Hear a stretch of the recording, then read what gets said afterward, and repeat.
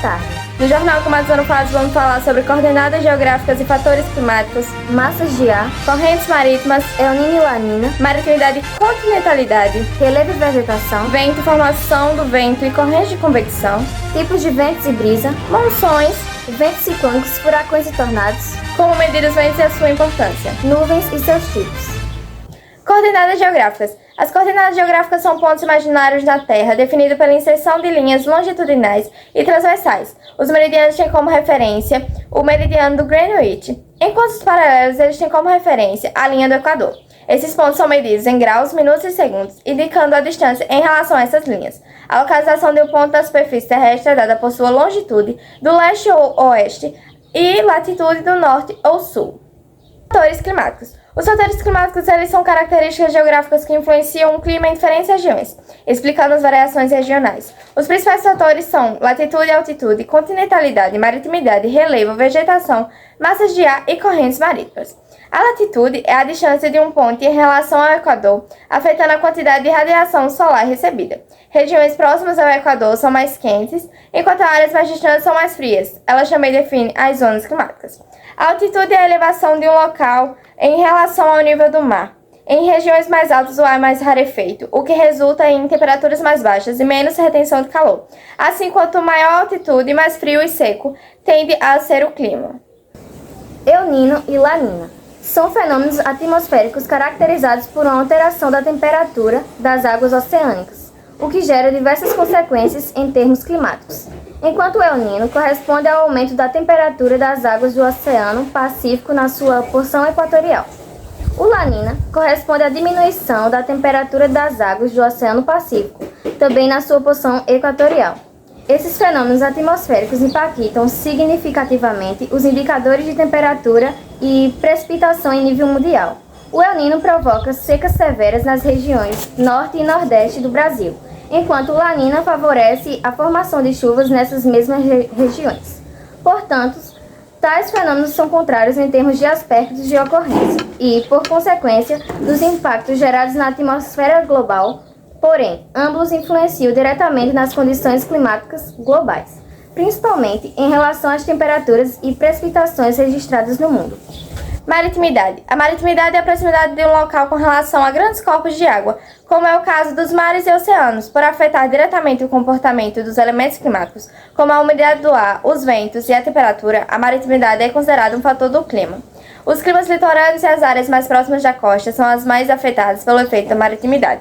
É importante destacar que outros reservatórios de água natural que são capazes de influenciar no clima de uma determinada região pode ser igualmente considerado na análise de uma ocorrência climática, como grandes lagos, represas e rios.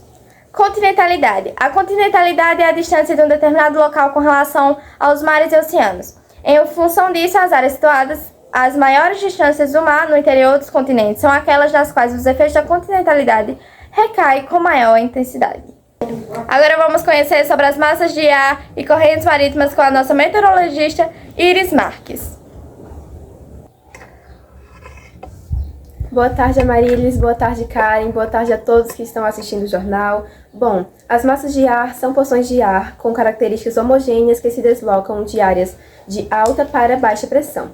Elas carregam as condições do local de origem, como a umidade, a temperatura, que podem mudar ao se mover. Existem 3 tipos: as massas de ar equatorial, tropical e as polares. As equatoriais são quentes e úmidas, originando-se perto do Equador e provocando chuvas intensas. A massa de ar tropical, formada perto dos trópicos, pode ser úmida quando formada no oceano e seca quando formada no continente. Já a massa de ar polar pode também ser úmida ou seca e influencia regiões com clima frio, podendo trazer geadas e até mesmo neve. As correntes marítimas são grandes massas de água que se deslocam pelo oceano, influenciando o clima ao transportar calor e umidade. Elas são formadas principalmente pelos ventos e pela rotação da Terra e podem ser classificadas como correntes frias e correntes quentes. As correntes quentes são originárias de regiões equatoriais, têm alta temperatura e se movem rapidamente em direção aos polos, aumentando a umidade nas áreas costeiras. As correntes frias vêm das regiões polares e se deslocam em direção ao Equador, com movimento mais lento e reduzida evaporação, diminuindo a umidade e as chuvas nas regiões que atravessam. Além disso, promovem a ressurgência, enriquecimento às águas superficiais com nutrientes e favorece a pesca. Volto com você, Karen, para entendermos um pouco mais sobre o relevo, a vegetação e o vento. Vento. O vento é o fluxo natural do ar que se movimenta horizontalmente, ou seja, paralela à superfície do planeta. Ele é capaz de movimentar nuvens, massas de ar, partículas e objetos de todos os tipos. O relevo é constituído por um conjunto de formas físicas que compõem a superfície de crosta terrestre, fator que exerce influência no clima. A dispersão do ar tende a ser menor em locais onde o número de montanhas é maior. Isso torna o clima nessas áreas mais seco. O relevo vai, por essa razão, influenciar as massas de ar, a temperatura e a umidade da região no qual ele está presente. A vegetação consiste no conjunto de diferentes espécies de planta que exercem influência sobre a umidade do ar e a temperatura, razão pela qual as áreas desmatadas se tornam mais quentes. A vegetação capta para si uma parte de energia solar, diminuindo o calor nessas áreas. Em locais com vegetação mais escassa, essa absorção ocorre em menor escala, ocasionando aumento da temperatura. Boa tarde, hoje eu vou falar um pouco sobre a formação dos ventos e os tipos de ventos. Os ventos são formados de modo semelhante ao processo descrito no experimento da vela à radiação solar.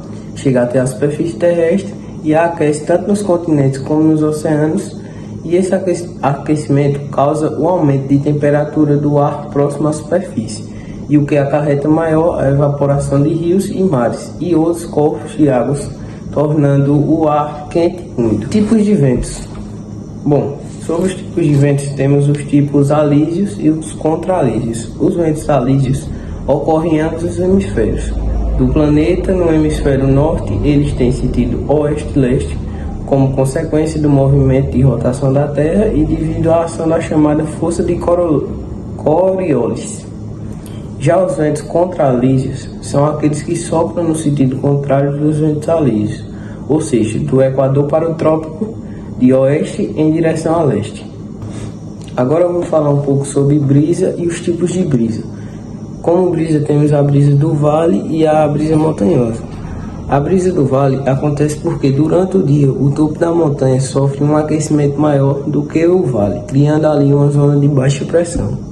Já a brisa montanha, no período da noite, a temperatura no cume da montanha é perdida mais rapidamente do que do vale, criando uma zona de alta pressão na montanha e de baixa pressão no vale, em virtude da diferença de temperatura e densidade do ar nos dois pontos citados. Bom, as nuvens são formadas por gotículas de água condensadas na troposfera e influenciam o clima. Elas se formam quando o calor do sol evapora a água que sobe e se condensa em regiões mais frias. As gotas podem gerar chuva ou evaporar, dissipando a nuvem. As nuvens podem aumentar de tamanho e são identificadas por forma, distribuição, tamanho, luminosidade e cor. Elas podem ser divididas em nuvens altas, que são as nuvens situadas acima de 6 km de altura e incluem os tipos de cirros, que são nuvens brancas e finas, com aparência filamentosa, comuns em dias ensolarados e indicam a aproximação de frentes frias. Então teremos os cirros cúmulos, finas e encamadas transparentes, parecem escamas de peixe e indicam turbulência, e os cirros estratos, que parecem um véu esbranquiçado e transparente e cobrem o céu, podem gerar fenômenos de halo, indicando precipitações futuras em 12 a 24 horas. As nuvens médias se formam entre 2 km e 8 km de altitude e incluem os altos estratos e altos cúmulos. Altos estratos apresentam camadas acinzentadas ou azuladas com aparência fibrosa ou uniforme, compostas por gotículas de água fria e cristais de gelo, indicando precipitações contínuas como chuva ou neve. Altos cúmulos são camadas brancas ou acinzentadas com sombra própria, mas as chuvas que produzem geralmente não chegam ao sol. E temos também as nuvens baixas, que caracterizam-se pelo fato de sua base não ocorrer acima dos 2 km de altura.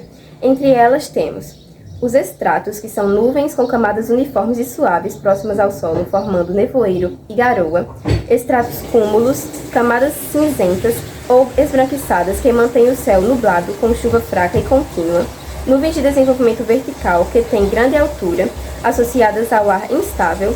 Nimbos estratos, escuras e baixas, causam precipitação moderada e bloqueiam a visão do sol. Cúmulos, densas, com base escura e topo como couve-flor, podem gerar chuva ou indicam bom tempo. E cúmulos nimbus, Grandes e verticais causam tempestades, relâmpagos e até tornados, sendo perigosos para a aviação. Eu volto com a jornalista Amarilis para conhecermos sobre as monções. Monções. De acordo com as estações do ano, os ventos chamados de monções mudam de direção. Eles carregam a onda do oceano para o continente em uma determinada época, e em outra época o vento ele se dirige em sentido contrário, levando o ar seco da terra para o mar. Monções marítimas. Também chamada de monção do verão, acontece porque o aquecimento do continente é mais rápido que o do oceano, o que acarreta uma zona de baixa pressão no continente e alta pressão no oceano. Monção terrestre, também chamada de monção de inverno, acontece pelo fato de que o continente leva menos tempo para perder calor do que o oceano e, como consequência, há o acúmulo de ar mais denso no continente.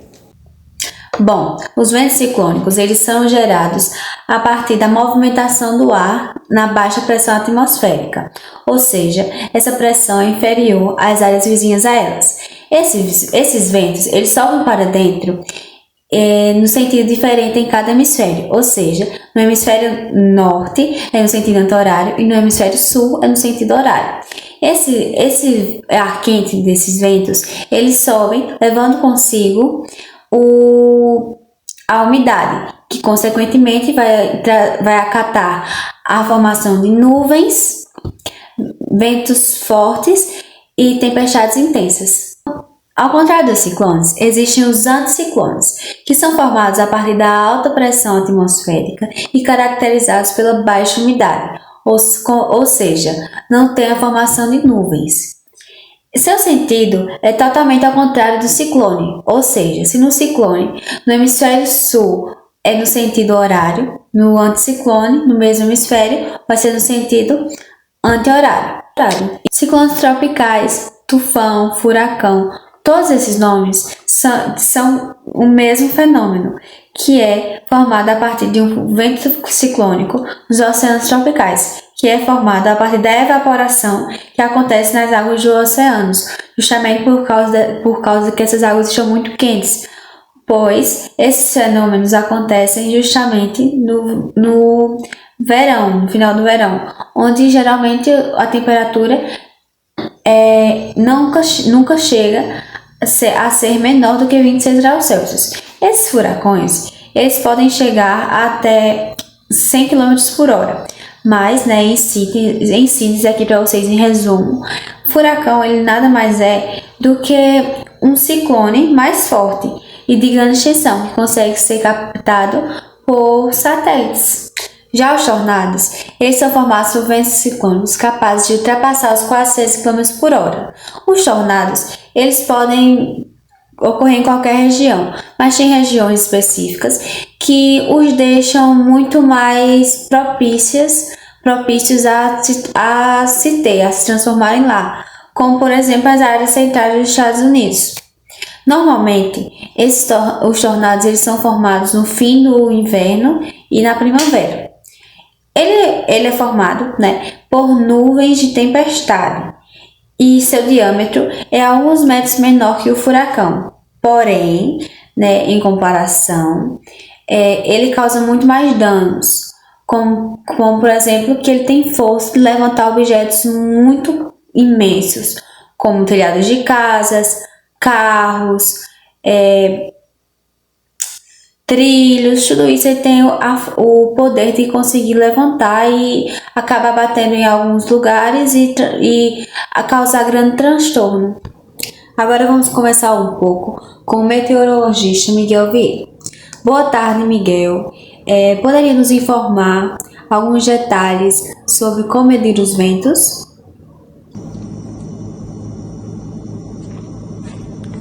Boa tarde, Agatha. Bom, os ventos podem ter sua velocidade medida por meio de alguns aparelhos, como o anômetro, o anemoscópio e as birutas. Os anômetros, há vários modelos desse aparelho, sendo um deles formados por hastes cruzadas que apresentam estruturas semelhantes, colocadas uma de costa para a outra.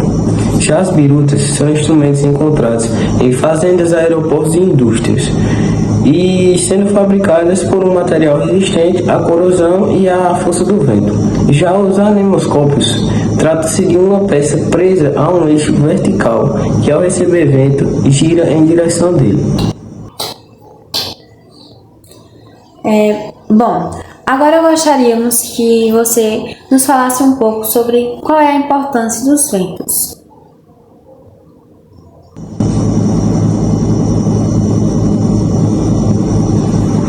Bom, Agatha, os ventos são importantes pois desempenham um papel fundamental para o nosso planeta e a nossa vida cotidiana, como o clima, a energia eólica, entre outros.